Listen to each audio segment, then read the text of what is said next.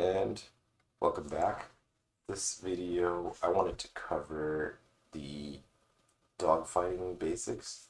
I haven't really gone through enough detail in some of my older videos on some dogfighting basics, so I wanted to put together a video to try to help players that are trying to get a little bit better. I'm not the best dogfighter out there at all by any means. I'm not the best player, but I did want to try to share some of the things that I keep in mind when I am in a dogfight. So here, I know I've done a couple of videos on the I-29. It's actually a very, very fun dogfighter, as is the Yak 1. This is pretty low on the battle rating, so this is a good start to kind of show some of the basics for energy fighting and ways to try and reverse your opponent. So we're here in at 2.7, and we're going to try to help you with some tips. And I'm glad it's a frontline mission, so we're not forced to land on a domination map. So the first thing that we want to cover here is we want to take a look with the statistics tab to kind of see what our enemy team is looking like. Is it a lot of bombers? Is it a lot of fighters? A lot of times it's kind of split. And here, it looks like it's pretty evenly matched and balanced. So we're going to go ahead and come in with, I'm going to start with the I-29. And typically, when we're talking about energy fighting, you have speed, which is energy, and you have altitude, which is also a form of energy. It's potential energy. So if you have a lot of altitude, you can switch that altitude and turn it into speed by diving down. So when you're climbing, you want to try to keep it at a 15-degree climb to 20-degree maximum. If you climb too fast or too steep of an angle, you start bleeding off your speed, your incoming airspeed. And if you get too slow in a climb, you're going to end up stalling out. And depending on where you are in the map, you could end up stalling out right in front of the enemy spawn, and you're just a sitting duck. So here, I'm not going to go straight in over to where their spawn is, over the middle of the map, because I'm still trying to climb. And as you can see, I'm dropping below 300 kilometers an hour, so now I need to point my nose down a little bit or level off to get that speed back up. So here, we're getting our speed back up again. And we're kind of surveying to see what the enemy team is doing and what our team is doing. So we have a couple of 109s. The 109s are fantastic climbers. They have a very, very good climb rate, and a lot of times, I don't know if anyone else has had this problem, but sometimes you'll have a 109 that climbs up and tries to energy trap. And what energy trapping means is you stay really, really high over your opponents, and when they try to climb up to intercept you, they end up stalling out because they're not at the right energy state to be able to intercept. So they end up losing all their speed in the steep climb, and they end up getting hit. So here, fortunately, while I was typing, the Spitfire jumped me, so I'm probably going to end up burning to death here, but we can try and dogfight. So here I was using my rudder and I was pitching up with my flaps on landing. I wasn't ready for that. Okay. So my fire went out, but I'm stalling out. I'm using my left rudder here. And rudder again with my flaps to landing. Okay, we got him on fire now. So now we're reversing him, and I'm ruddering again to try and get my tail back, put my flaps back to raised, and then go back to landing again and try to get one last shot off. There we go. We've gotten him. We got lucky there. None of our critical components were hit, and you want to switch between using your flaps in a situation where you need to get as much lift as possible, and then in your dive you want to put your flaps back up to try to get your speed back. Okay, so now there's an IL-4 here. I'm going to try to intercept. I'm keeping my speed up here, and then I'm going to try and get a little ahead of him and then intercept it with my cannons here. Okay, he's on fire, and we got a water leak, or sorry, an oil leak now. So we're probably gonna need to come back and land and get back into the fight. But first, we want to make sure we can finish him off because he might be able to put his fire out the way we did. Okay, he ended up dying. There's a bomber here. I'm gonna rudder. So sometimes you can. I use my rudder a lot when I'm controlling my aircraft because it gives me a little bit of additional maneuverability that I wouldn't get with just ailerons and pitching up or pitching down. I'm going to intercept this last bomber and then probably work my way down to the airfield for a repair. So here, I'm going to dive down a little bit because, I was maxing out and wasn't able to intercept very well. Here we go, we're going to lead just a little bit. And we took him out. I see a Ju-88 over there. Let's go ahead and take him out as well. We have one base left. Up.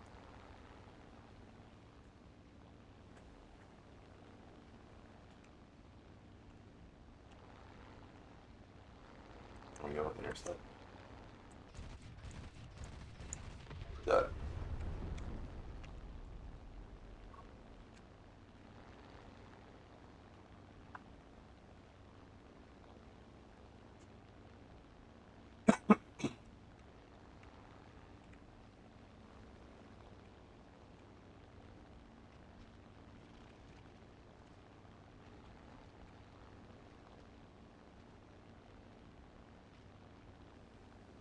It is really, really high, so we need to try and get some height, but we are slowing down time, so level off, get back to 3.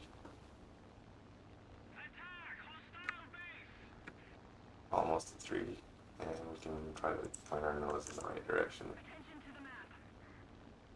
Alright, here we go. Up. And lead.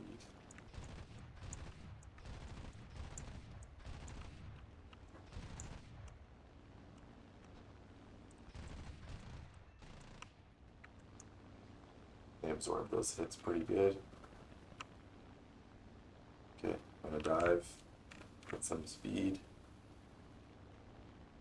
and try and get.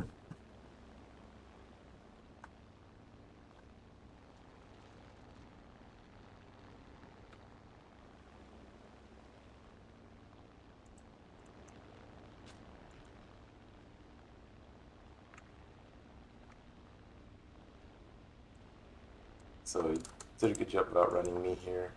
That base is probably going to be destroyed or at the verge of being destroyed if he drops the full flow of bombs. But we'll be able to get him when he pulls up. Okay, half done. And we're going to pull up now. And we're going to intercept him here.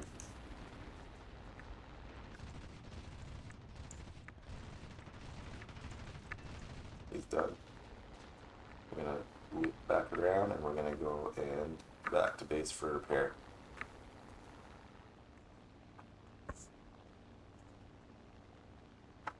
So we did a good job of managing our energy when we were up high, although that Spitfire, I wasn't checking behind me during that piece of commentary, and I actually ended up getting ignited and damaged, but thankfully I was able to put the fire out and reverse that Spitfire and survive.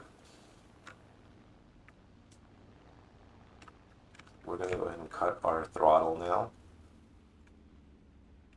and slow down so we can approach for our landing here and try to glide in. We're going to pick up a little bit of speed in this dive, but once we level off, we'll probably start bleeding energy. Yep, I'm bleeding our speed off. I'm going to put our gear down, and I'm going to put my flaps down to landing, which is going to additionally cut a ton of speed and keep providing lift while we slow down. Okay, now we're really, really slow, so I'm going to keep my speed up a little bit. just so that I don't stall out before I hit the runway. And if you haven't already, we can go over the controls. I did a video previously on controls. You do want to, I'm going to put my flaps up now so that I don't generate additional lift. And I'm going to hit my brakes, but I'm going to pulse my brake, because if I slam on my brakes, what will happen is the front will tilt, and then the nose will end up flipping, and the tail will flip over. Especially on a a fighter that just has a single engine in the front. It's very nose heavy. So we'll be repaired very soon. There is a setting in controls to restrict the controls when you're close to the ground, and the instructor takes over. Now, that's dangerous because if you try to perform a landing and that setting is enabled, it's going to restrict you from controlling close to the ground, and then you're going to end up bouncing off the runway, and then you're going to end up crashing. So if you go into your settings, controls, and then I believe instructor, we don't need auto control of landing gear, we don't need auto control of flaps or any of this, and we don't want auto restrict control of the aircraft. I've turned all of these settings off because I want full control of those when I'm in a dogfighter or I'm performing a landing or whatever it is. And by default, the flaps key will typically toggle between the most, usually one position and back to level. So if you have multiple positions for your flaps, you may not have the control over those. Okay, so I see two fighters back here. I thought about diving down where the ground targets are, but I just didn't want to get chased from behind. So I'm going to go ahead and dive down here and try to help out my teammate. So here's an F4.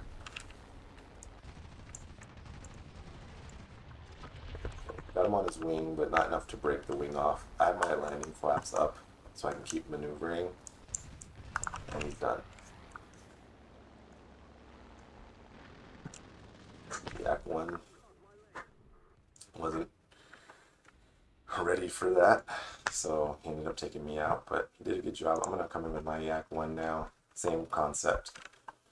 We were also kind of low, so we didn't have that altitude advantage, and especially in props, altitude is your biggest advantage typically in a game. You have that ability to dive down on your opponents. I see a Focke-Wulf 200, and he's going to finish that last base off if I don't try and intercept him here. Then there's another SM-79 bomber coming in and a PBM coming in. We got basically 3 bombers coming in that are going to put in a ton of work. So we're going to try our best to take them out. Although with Russian fighters, they don't have the high altitude performance that some of the other nations have, like Germany's 109s, some of the Focke-Wulfs have really, really good high altitude performance. Here, I'm already below 300 kilometers an hour. The wartime extra power WEP does not work at high altitudes for some of these planes, so it just makes it even harder to get up to altitude to get them. So I'm going to try and zoom a little bit up here at the expense of speed. Okay, now I'm leveling, and I'm going to turn. This Focke-Wulf could have probably maintained his altitude advantage, but he decided to do all these crazy dives and climbs, and all he had to do was just stay high, and I would have probably stalled out. So I got him on fire with one whole side, and now he's stalling out. So I'm going to go ahead and landing flaps and then dive. He's leveling off himself, and I'm going to try to lead my shot here. He's done. So we saved our base from that bombing, but then there's an SM-79 up here, which is up high. There's a PB, and we're probably going to lose this game just on ground targets alone. None of our team has really put in anything on ground kills, so By the time we climb, the game's over. So I'm gonna go for this PBM here. It's closer than the SM79. And here we go. Lead our shot here.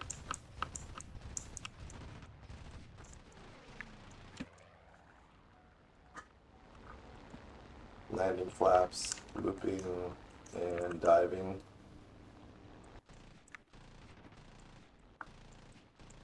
He's dead. He's gonna try to give himself up to our anti-aircraft for a kill, but I'm glad we were able to get him. And the game is over. We're gonna do another game and hopefully have a better set of awareness, so we're not gonna get jumped while we're talking.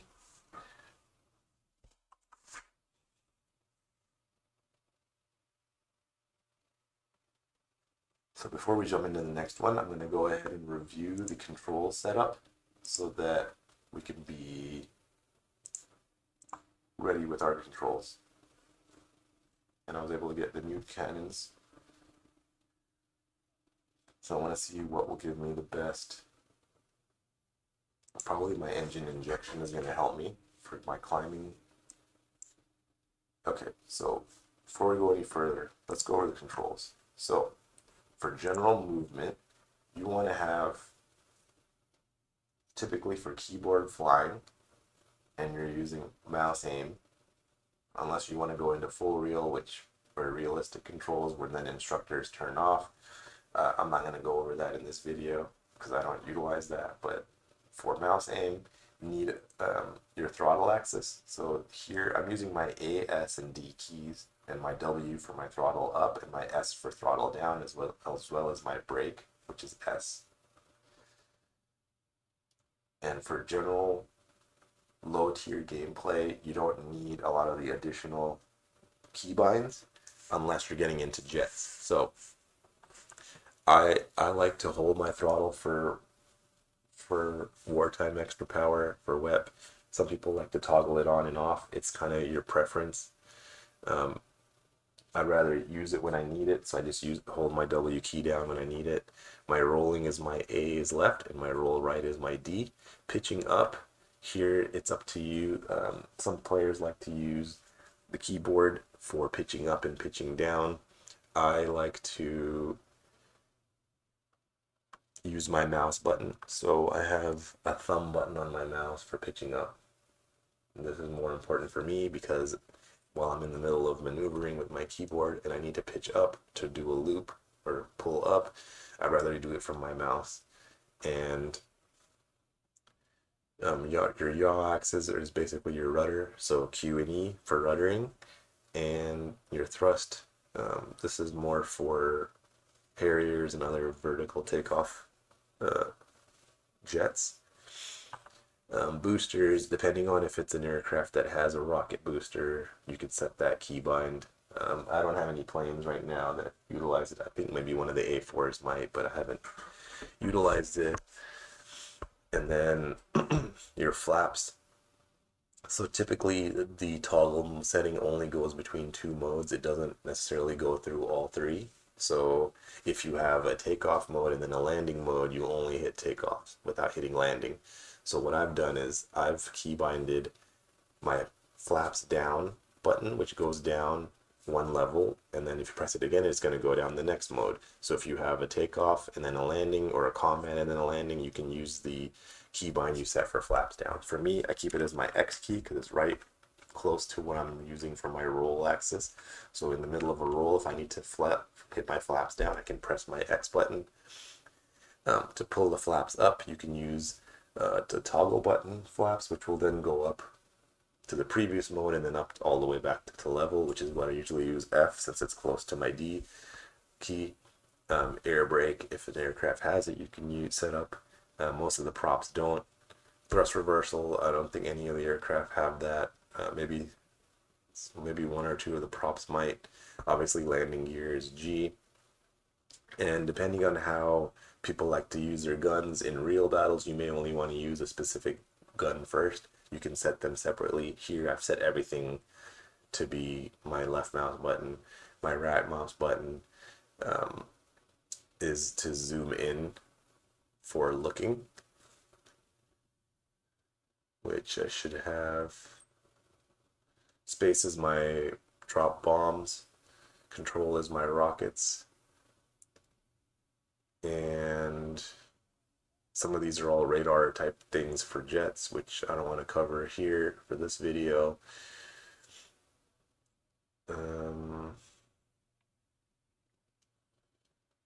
Should have a right mouse button for zooming it to my zoom axis.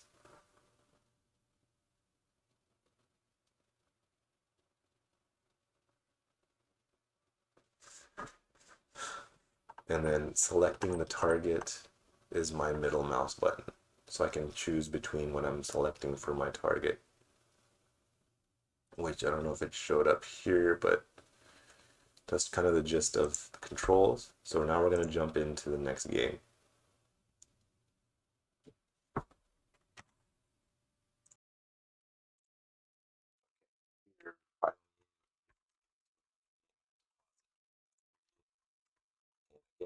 Same thing like we did in the previous game. We're going to climb up, and looks like this game, most of the stuff is battle rating 1.7 average up to 2.7, so I think we have a slight higher battle rating advantage, which is nice for us. Minimum fuel, universal ammo belts, and we're going to try to climb as high as we can get without burning all of our energy. So as you can see, our WEP is red right now because we're not over that altitude limit. And I didn't know this, but some planes don't work at high altitudes for WEP, so something to keep in mind. See that P-38 over there? And I see that distance closing, so he is pointing towards me now. So, okay, you turn the other way now, so I'm going to get as much altitude as I can to be ready for my first engagement, which possibly will be this P-38 as he, yeah, here he comes, he's turning towards me now, so I want to keep my speed up. He's reeling me in, but we also are gaining some good speed in the process.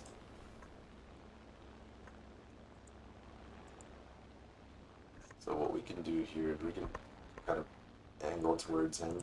This is going to force him to pull up a lot steeper. As you can see here, now he's facing me. I'm going to dive down and get some speed, and then I'm going to hit my flaps, and I'm going to pull up. Here we go.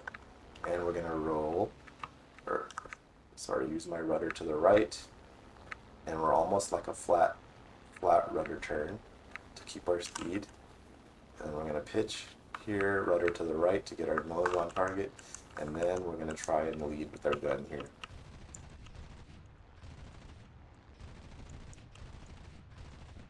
And I shot his tail off, so now he's done. P-26. Okay. That's going to be a pretty slow aircraft. I don't think it has the power to climb super high. It's very nimble though. And he's done. Gonna climb up again. We still had that momentum from that dive to climb up. And we were able to manage energy. I'm gonna rudder to my right to level off my nose. And then we're gonna maintain this level position so we can keep our speed where it is and slowly continue to increase. I don't want to be directly over their airfield because anti-aircraft can snipe you out of the sky now, and it really sucks when you get hit and your pilot is orange and you know you're lit on fire or whatever it is. I do see a J-20 over there chasing one of our bombers, so I'm going to keep my altitude where it is and see if we can help out against this J-20.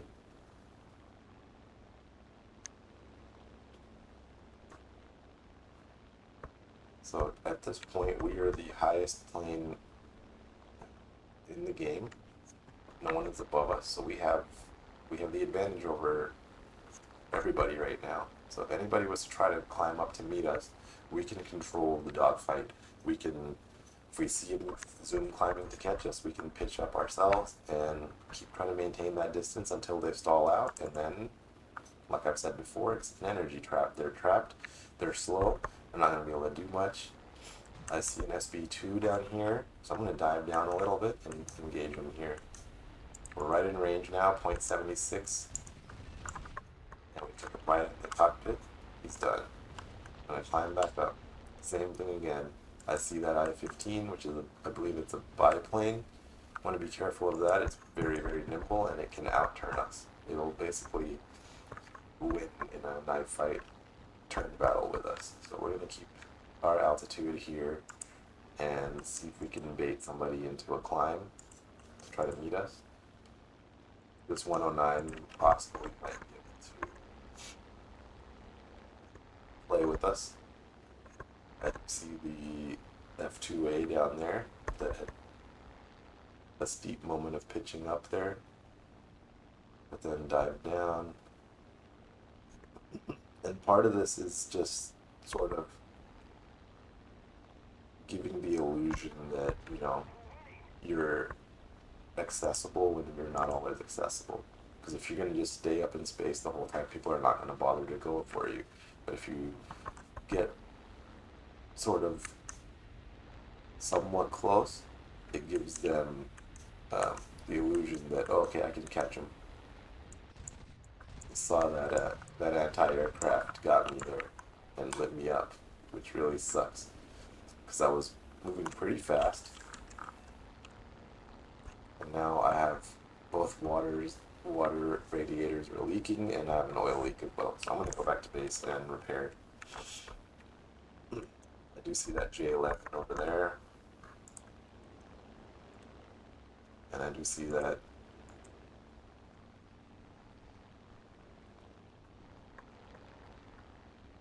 0 down there at A5. Maybe we can help one more engagement before we're close to our airfield, just around the other side of this mountain, and try to help here. Okay, I see the 109 here. I'm going to try to help. Actually, we'll take the P26 first. I'm going to help the 109. Good job moving out of the way. I'm ruddering to my right here while I'm pitching up so I can get the angle here. Got him right in the cockpit. And I'm going to rudder to my left here. Put my flaps back on raised. And I'm going to try to get some speed here. See a CW21 here. Almost hit our teammate there, we gotta be careful. And I think all of the enemies are removed now that we're down on this ravine here. 36.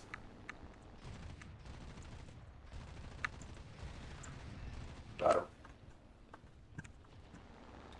And we're gonna extend out and go to land now because we've pretty much overheated the water now because we're out of water, and we're able to pick up 2 more kills.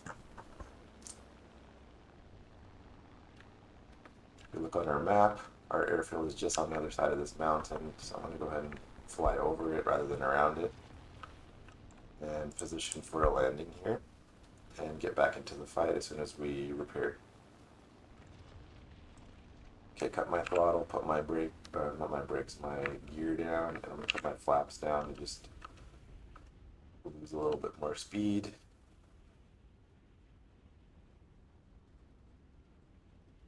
Okay, we're really, really slow now. As you can see, my water is completely empty, but I've already cut my throttle to 0.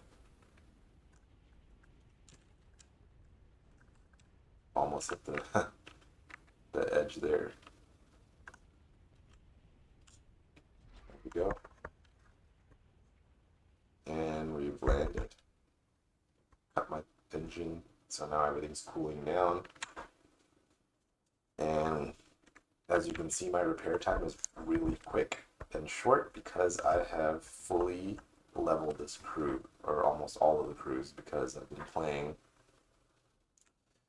so much that ultimately you hit level 75 for your crews, and that gives them maxed abilities. And you can go one step further and ace the crew if you choose to. It's another, like, sometimes 600 to a million silver lions that you can spend, and that gives you an additional bonus, like +3 crew points per skill. And that typically means an aced crew means you have as high as you can get for that aircraft, and for top tier, that means sometimes the difference between getting that last second repair done before someone strafes you on the airfield, or you get your guns or your missiles back just in time. So things to keep in mind. I'm gonna try to help here. These low flying planes are basically finishing our ground units. We're at the verge of losing again, but we'll do what we can here.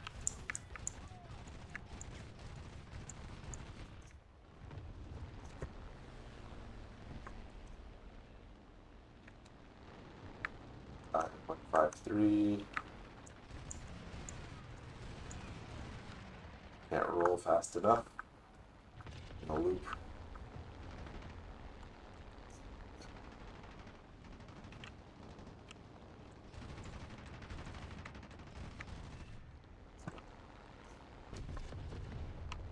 P26.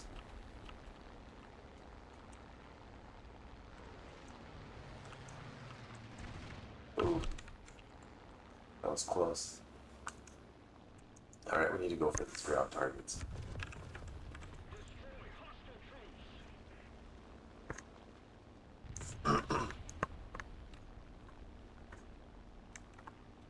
Gone 9-0 without a death, which has been pretty good for this match. We just need to take out a few more ground units to try to even the score here.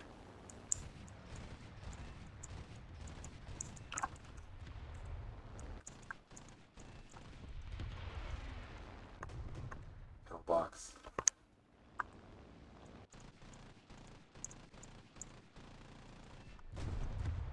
That leveled it off somewhat.